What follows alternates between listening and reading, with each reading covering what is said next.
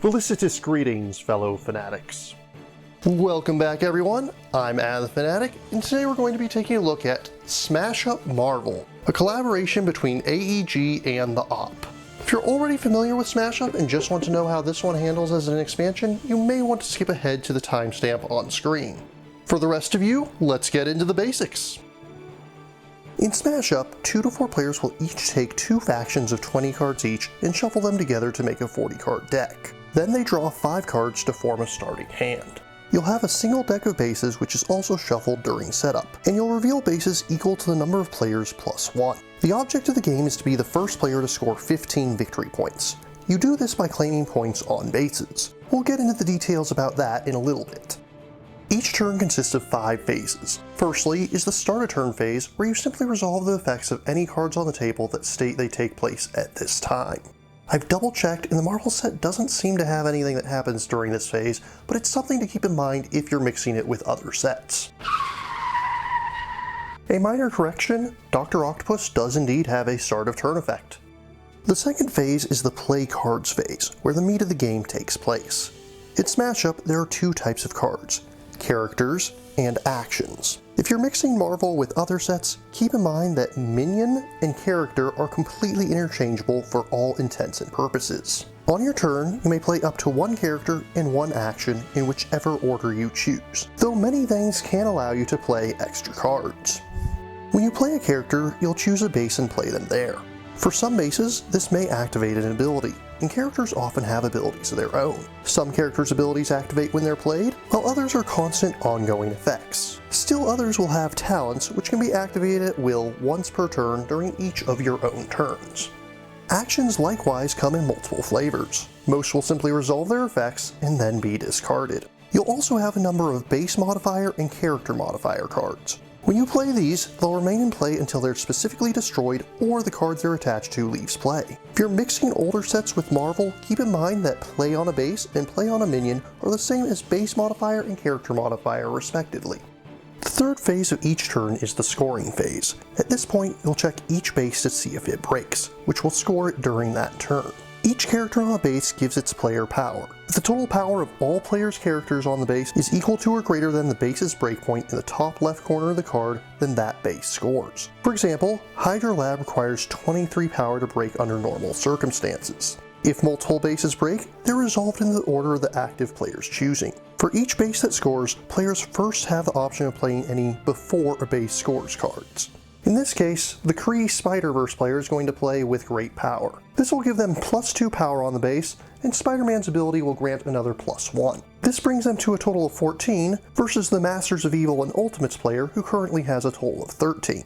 Thus, the Spider-Verse player will gain 4 victory points, while the Ultimates player will gain 2. In a game with 3 or more players, whomever has 3rd on a base would claim 1 victory point. Once victory points have been totaled up, you then resolve any after base scores effects. In this case, Baron Zemo's effect would activate, giving their player 1 victory point and placing it on the bottom of their deck. Finally, you'll discard all cards that were played on that base, as well as the base itself, and draw a new base to replace it. You'll repeat this process until all bases that are eligible for scoring have done so. The fourth phase is the draw phase. At this point, you'll draw 2 cards from the top of your deck. Then, if you have more than 10 cards, you'll have to discard down until only 10 remain. Finally, you have the end of turn phase. Similarly to the start of turn phase, certain card effects activate at this time. Many effects only work through the end of your own turn and will stop working at this point. And those are the basics of how to play. There are other complexities, especially when mixing in other expansions, but for today, we're focused solely on the Marvel set. So, let's take a look at those new factions. Going in alphabetical order, let's start with the Avengers.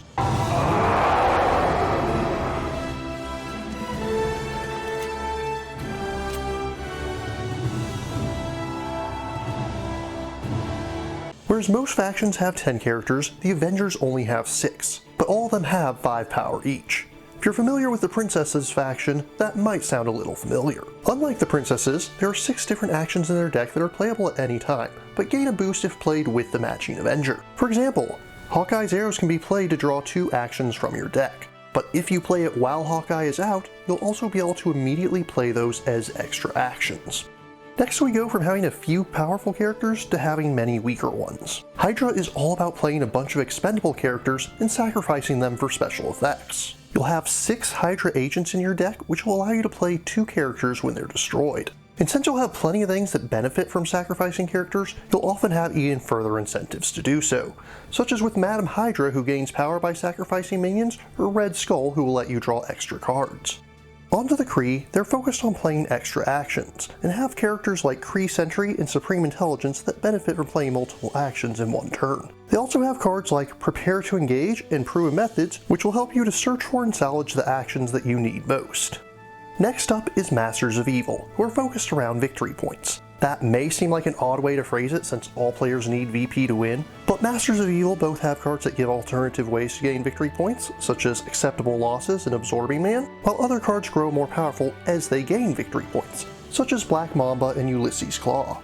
Then we have S.H.I.E.L.D., another swarmy faction. Whereas Hydra's swarm tactics are about sacrificing characters to gain extra effects, S.H.I.E.L.D. is all about characters working together to empower one another, such as the effects of S.H.I.E.L.D. Agent and Maria Hill here. There's also a lot of cards that simply let you play extra characters. Next is the Sinister Six, which is one of the more unique factions in the expansion. They have a lot of base modifiers, and many of their characters and actions are more powerful when played to a base with a breakpoint of 19 or less. To this point and purpose, many of their cards focus around reducing a base's breakpoint as opposed to only adding raw power in order to break it. On to the name that put Stan Lee on the map, we have the Spider-Verse faction, which of course has the eponymous Spider-Man. You know who I am. I do. Your friendly neighborhood Spider-Man. There's 2 main foci of this faction. Firstly, there's a fair bit of scry. For those not familiar with the term, that means that there's a lot of cards that let you peek at the top of your deck and rearrange a few cards, sometimes letting you put them on the bottom if you don't like what you see. Secondly, this faction has a lot of cards that can be played before or after a base scores, giving you a lot of options outside of your own turn. And I swear, they did this just to reference the bridge from the theme song. In the chill of night, at the scene of a crime, like a streak of light, he arrives just in time. Now some of you may doubt that they base a faction's mechanics off the part of the song that nobody ever remembers, but you have to remember that this is the same game that added a Tornado faction just for the sake of making a Sharknado reference. Back to Marvel, the last faction we have is the Ultimates, and they're all about moving characters from one base to another, with many of their cards gaining power as a result of such. There's really not much more to explain here. The real work is in knowing when and where you should move them to get the most benefit from their cards. As you can see, there's a mixture of new concepts and original twists on older ideas. Masters of Evil and the Sinister Six in particular are very new directions for the game, while the likes of the Avengers and Hydra feel like new takes on familiar ideas. So what's different from the set compared to the rest of Smash Up? Let's start with the good. I really like the new dividers. On one side, you simply have the faction logos, but on the other, you then have character art as well as a brief description of how they play. This makes it a lot easier to teach new players or to explore new factions. I really hope that future Smash Up sets will continue to do this with their dividers. But there's a lot of little complaints that I have. Most of these are admittedly nitpicks, but I do feel the necessity to go through each of them in turn. As many others have already noted, the change from minion to character seems completely unnecessary. Pretty much everyone has speculated the same exact reason for why it happened, and let's be honest, if it is true, then it's quite petty. Next are the victory point tokens. Ever since the obligatory Cthulhu set, Smash Up has had thematic tokens included in each set. For some reason, the Marvel set just has generic tokens similar to those that came in the core set in Awesome Level 9000. The Munchkin crossover got unique tokens, so why not Marvel? Secondly, there's the fact that the bases in this set are printed backwards compared to those in other sets, so they don't flip the same way. Finally, I'd also like to take a few moments to complain about the art direction, or rather, the lack thereof. In previous sets, each faction would have art that was in a different style from other factions, but was internally consistent with itself. Since all the images in Smash Up Marvel are taken from pre-existing comic books, they could only pull from what was already there, and this leads to some very jarring style changes at times. All in all, I find that the Marvel crossover is a worthy addition to the Smash Up lineup. While I do have a lot of little complaints, the new factions are a lot of fun, both bringing in new ideas and giving a breath of fresh air to older ones. I still find that the original core set is a better place to start your collection, both for the sake of faction variety and because the cards are a bit easier to understand. That being said, the Marvel set certainly isn't a bad second choice, and certainly serves as a better introduction to the game than the Munchkin expansion. Of course, if you're like me and already well into building your Smash Up collection, getting this one is a no-brainer. And if you can get past the little nitpicks that I mentioned, then you'll very much enjoy adding it to what you already have. In conclusion, I find Marvel Smash Up to be worthy of a respectable 8.3 out of 10. If you're interested in purchasing Smash Up Marvel or learning more, links are included in the description. But what about you? What do you think of Smash Up Marvel? What combos of factions do you like making with the new set?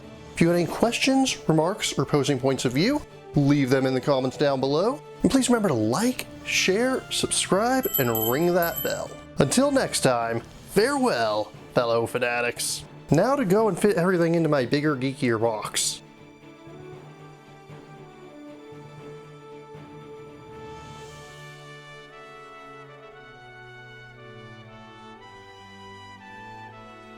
Thank you again for watching. I have plenty more to share with you if you're interested. You can click up here above my head to subscribe to my channel.